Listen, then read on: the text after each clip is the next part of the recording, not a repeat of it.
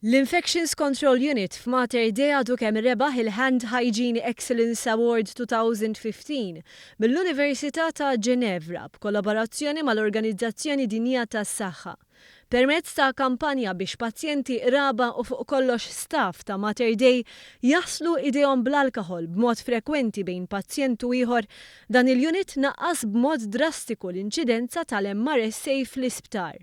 Fl-2009 Mater Dei kien wieħed mill-aktar sptarijiet effettwati mill-MRSA.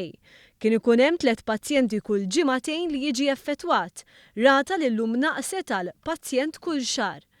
Fl-2008 Mater Dei kien juża madwar 1000 alcohol rub kull xahar.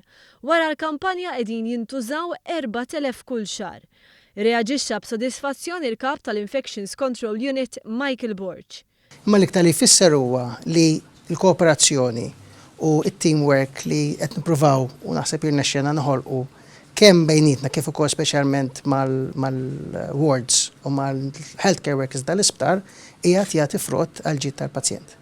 Ikkummenta s-Segretarju Parlamentari għas-Saħħa Chris Fern. Din l-aħbar ġiet ukoll fl-istess ġimgħa fejn il-Kummissjoni Ewropea għadha kemm tat dak li jgħidu Clean Bill of Health lill-sistema tas-saħħa f'Malta għax fil-fatt tal-ewwel darba minn kemm ilhom isiru country specific recommendations l-Unjoni Ewropea ħasset illi fil-qasam tas-saħħa Malta qiegħda fi triq tajjeb.